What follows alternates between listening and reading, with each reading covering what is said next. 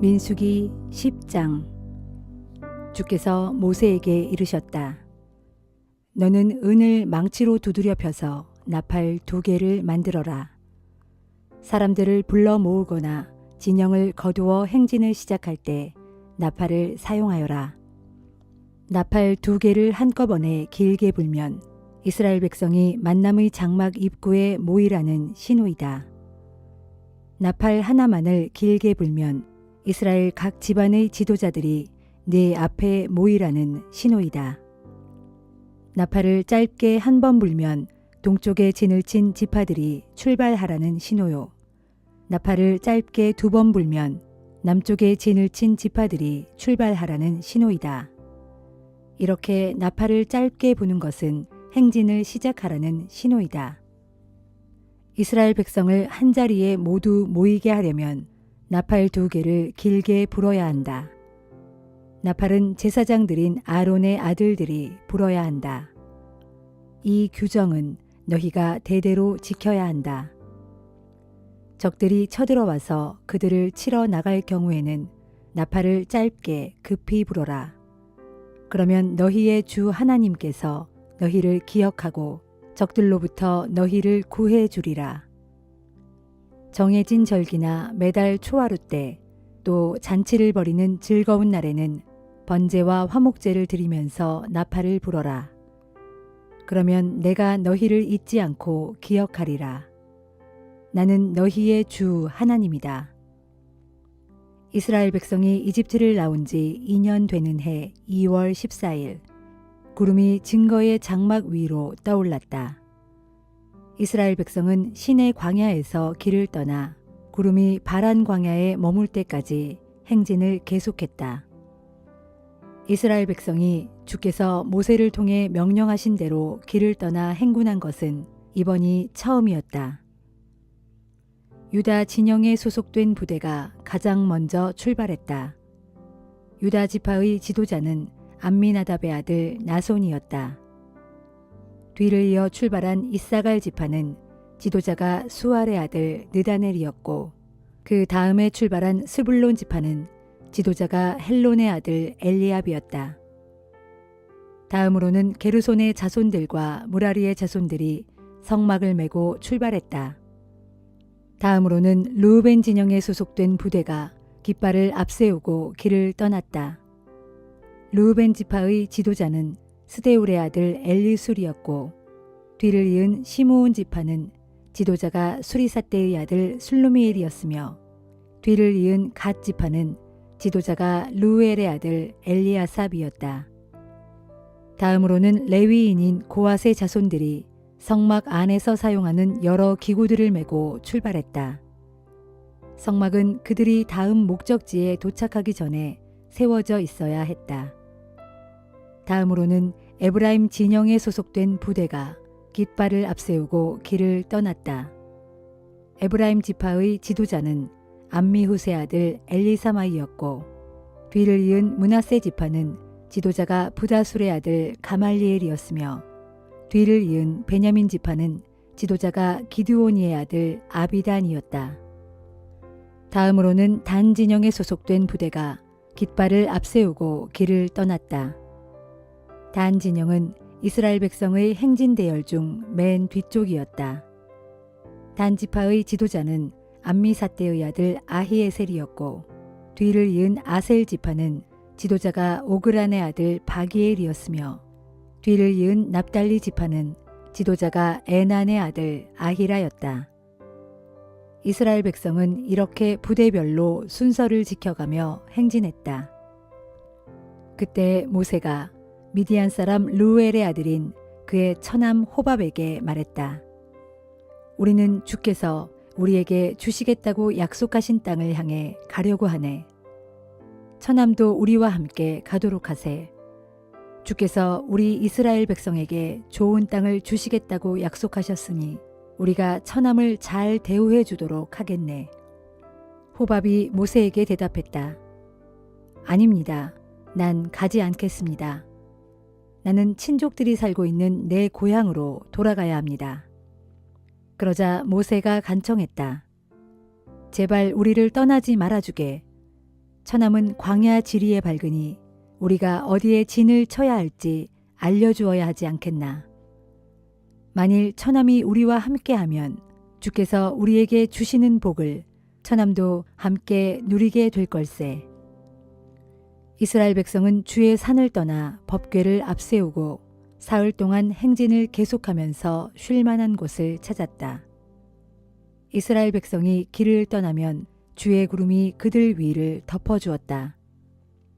법궤가 출발할 때마다 모세는 기도했다. 일어나소서 주여, 주님의 적들을 흩어버리소서. 주님의 원수들이 주님이 가시는 길 앞에서 허겁지겁 도망치게 하소서. 모세는 또 법궤가 머물 때마다 기도했다. 돌아오소서 주여, 수백만 이스라엘 백성에게로 돌아오소서.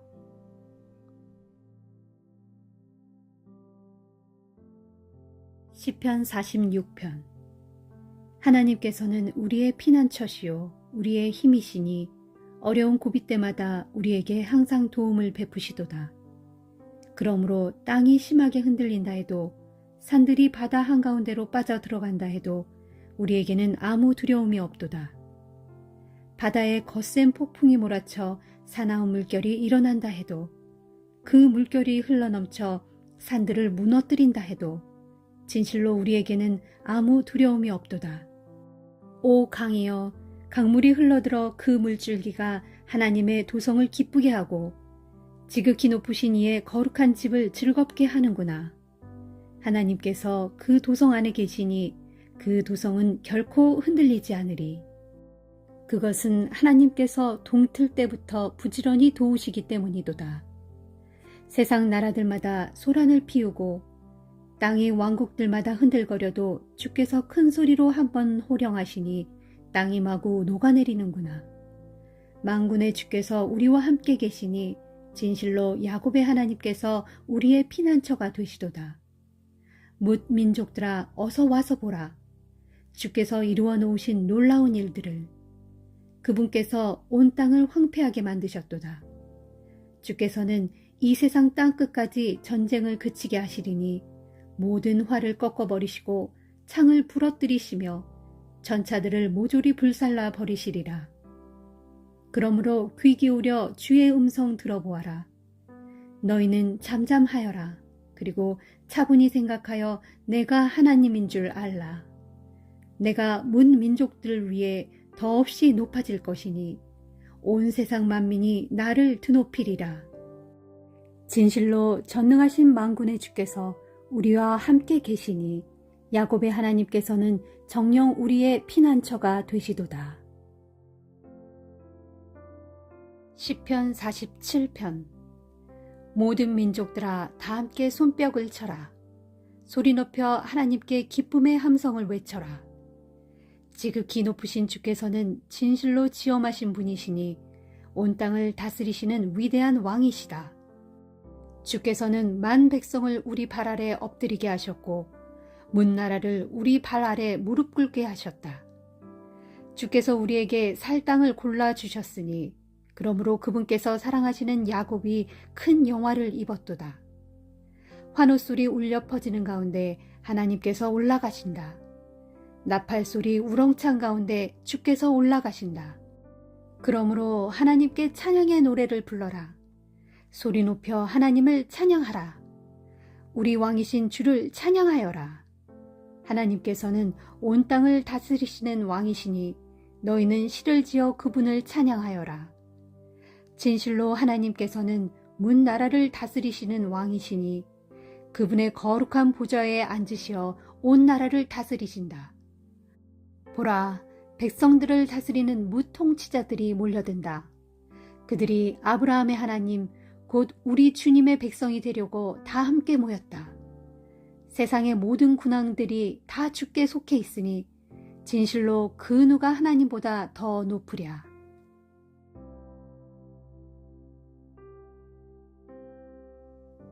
아가서 8장. 신부. 아임이여, 임께서 나의 오라버니였더라면 내 어머니의 젖을 함께 먹고 자란 내 오라버니였더라면 참으로 좋았으련만. 그랬더라면 내가 밖에서 임을 만나 입을 맞춰도 나를 비웃고 나를 향해 손가락질하는 사람이 아무도 없었을 텐데. 그랬더라면 내가 임을 이끌고 날 기르시던 내 어머니의 집으로 모셔들인 후 임에게서 가르침을 받고 나는 임에게 향기로운 술, 곧 석류로 담근 향긋한 술을 내 임께 따라 드리련만. 그러면 임께서는 왼팔로 800개를 하여 내 머리를 뉘시고 오른팔로는 나를 감싸 꼭 안아주시겠죠. 예루살렘의 아가씨들아, 너희에게 부탁한다. 우리가 스스로 원하기 전까지는 우리가 마음껏 사랑하도록 우리 사랑을 방해하지 말아다오. 우리를 흔들어 깨우지 말아다오. 친구들 혹은 예루살렘의 아가씨들, 사랑하는 임에게 바싹 기댄 채 저 거친 들판에서 이리로 힘차게 올라오는 저 여인은 누구인가요? 신부, 여기 사과나무 아래에서 깊이 잠든 임을 내가 흔들어 깨웠지요. 임의 어머니께서 거기서 산고를 겪으시고 거기서 임을 낳으셨죠. 임이여, 도장 새기듯 임의 마음에 나를 새겨주세요. 도장처럼 임의 팔에 나를 새겨두세요.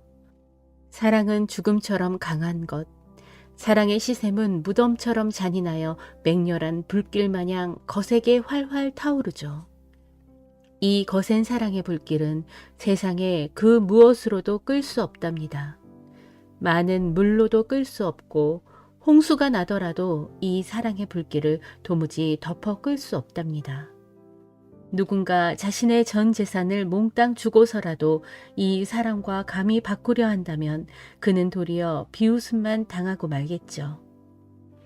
신부의 오빠들, 우리에게 있는 어린 누이는 아직 젖가슴도 부풀지 않았는데 그녀가 누군가에게 청혼이라도 받게 된다면 우리는 누이를 위해 무엇을 해야 하나? 누이가 성벽이라면 우리는 누이를 위해 은으로 망루를 쌓아 올려줄 텐데, 누이가 대문이라면 우리는 누이를 위해 백향목 판자로 둘러줄 텐데. 신부, 나는 성벽이고 내 젖가슴은 망루 같죠. 그래서 내 임이 나를 보고 그토록 좋아하고 기뻐한답니다. 바알하못 비탈에는 솔로몬 왕의 포도밭들이 있죠. 왕은 그 포도밭들을 소작농들에게 각기 내어주고 각 사람마다 그 열매의 값으로 매년 은 1000세겔씩을 바치게 하였죠. 나에게도 왕께로부터 받은 내 포도밭이 있으니 솔로몬 임금님이여, 나 비록 이제는 왕의 아내 되었어도 계약한 대로 은 1000세겔을 임금님께 기꺼이 바치겠어요. 그러나 은 200세겔의 몫은 내 포도밭을 가꾼 농부들의 것이랍니다. 신랑, 동산에 살고 있는 내 사랑 그대여, 내 친구들이 그대의 음성을 들으려고 귀 기울이고 있다오. 그대의 아름다운 목소리를 어서 들려주구려. 신부, 내 사랑 내 임이여, 어서 내게로 오세요. 향기 가득한 산에서 마음껏 뛰어다니는 날랜 노루처럼, 그 산의 젊은 사슴처럼 내게로 빨리 내려와 주세요.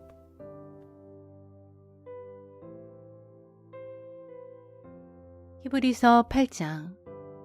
지금까지 우리가 한 말의 요점은 바로 그와 같은 대제사장이 우리에게 계신다는 사실입니다. 지금 그는 하늘에 계시는 가장 존엄하신 분의 보좌 오른편에 앉아 계십니다. 또한 그는 하늘 성소, 곧 참 장막에서 일하고 계시는데 그 장막은 사람이 세운 것이 아니라 주님께서 친히 세우신 것입니다. 지상의 모든 대제사장들은 예물과 희생제물을 바치는 일을 하도록 세움받은 사람들입니다. 그러므로 이 대제사장에게도 무엇인가 바쳐야 할 것이 있어야 했습니다. 그런데 만일 그가 지상에 계셨더라면 그는 제사장이 되지 못하셨을 것입니다. 왜냐하면 지상에서는 율법에 따라 예물을 바치는 사람들이 이미 많이 있기 때문입니다.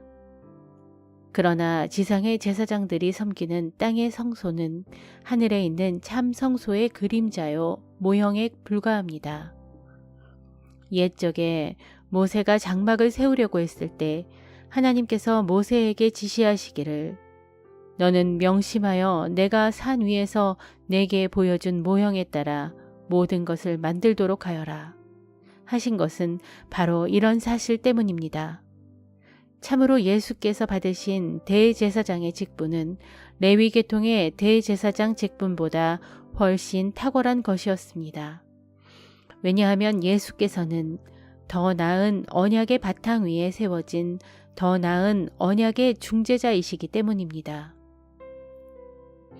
만일 저 첫 번째의 언약에 아무 결함이 없었다면 두 번째 언약이 생겨나야 할 필요가 전혀 없었을 것입니다. 그러나 하나님께서는 자기 백성들과 맺은 첫 번째 언약에서 결함을 발견하시고는 이렇게 말씀하셨습니다. 나 주가 말한다. 보라, 날이 이를 터인데 그때에 내가 이스라엘 및 유다 집과 새 언약을 맺을 것이다. 또 나 주가 말한다. 그 새 언약은 내가 이스라엘 조상들의 손을 잡고 이집트 땅에서 직접 이끌고 나올 당시에 그 조상들과 맺었던 언약과는 다른 것이다. 그때 그 조상들이 나와 맺은 언약을 지키지 않았으므로 나도 그들을 버렸다. 또 나 주가 말한다. 그때 이후로 내가 이스라엘 집과 맺을 언약은 이것이다. 곧 나는 내 율법을 그들의 생각 속에 집어넣고 그들의 마음 속에 새길 것이다. 그리하여 나는 그들의 하나님이 되고 그들은 나의 백성이 될 것이다.